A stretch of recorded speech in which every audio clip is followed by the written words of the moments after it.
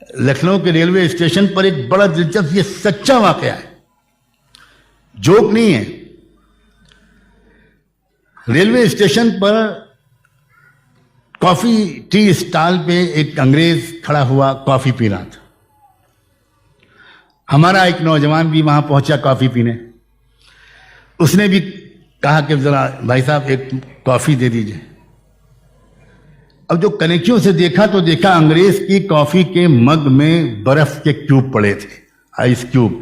تو ہمارا نوجوان یہ سمجھا کہ فیشن بدل گیا ہے. اب فیشن جو ہے وہ کافی میں برف ڈال کے پینا ہے, تو اس نے اپنا مگ بڑھا دیا کہ بھائی صاحب اس میں بھی ذرا برف ڈال دیجیے. غلامی کی انتہا ہے. کسی نے بال بڑھا دیے, ہو سکتا ہے کہ ہیئر کٹنگ کے پیسے نہ ہوں تو ہم نے بھی بال بڑھا دیے. کسی کے ناخن بڑھ گئے کسی بیماری کی وجہ سے یا کاہلی سستی کی وجہ سے, تو ہمارے نوجوان نے بھی ناخن بڑھا دیے. دیکھ کے ڈر لگے کہ بھائی یہ ایک آدمی ہے یا کوئی اور مخلوق ہے. کسی نے پھٹی ہوئی پینٹ پہن لی.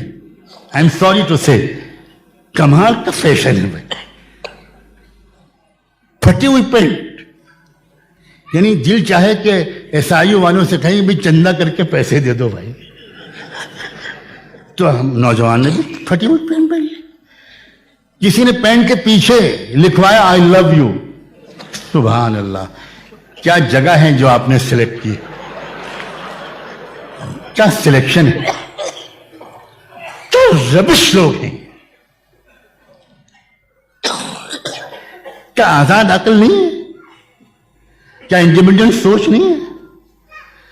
بامبے ہائی کورٹ کے وکیلوں نے سپریم کورٹ میں پٹیشن دائر کی اور یہ ریکویسٹ کی کہ مائی لارڈ, یہ بامبے کا جو ویدر ہے وہ بہت ہیومڈ ہوتا ہے, بہت گرمی لگتی ہے.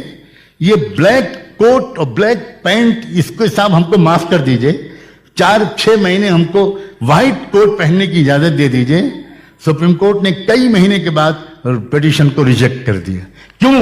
اس لیے کہ یو کے میں, برطانیہ میں, انگلینڈ میں وکیل لوگوں کا ڈریس بلیک کوٹ ہوتا ہے. ارے عقل کے سے محروموں, یو کے کا موسم دوسرا ہے. مگر غلام قومیں اس طرح سوچتی ہیں.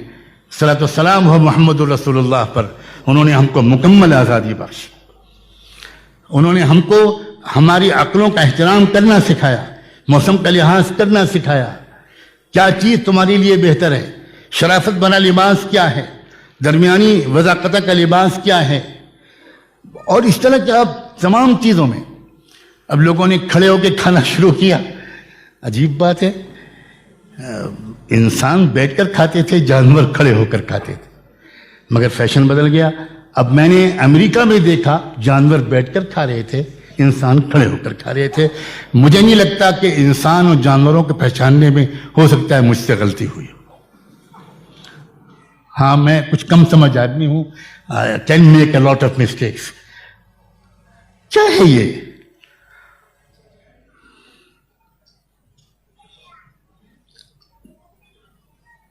جانوروں کو کے پاس چارہ لایا جاتا تھا, جانوروں کو چارے کے پاس لے جایا جاتا تھا, اور انسان کے پاس کھانا لایا جاتا تھا. یہ تہذیب تھی, شریفانہ تہذیب. اب ماڈرن فیشن بدل گیا, اب انسانوں کو بھی کھانے کے پاس لے جایا جاتا ہے. یہ وہ لوگ نہیں کر سکتے جو پڑھے لکھے ہوں, جو میچور ہوں, جن کو چوز کرنے کی عقل ہو. اور یاد رکھیں, اتباع سنت محمد الرسول اللہ کو اپنا رہبر بنانا زندگی کے ہر میدان میں یہ ہزاروں سجدوں سے, ہزاروں غلامیوں سے نجات دلواتا ہے.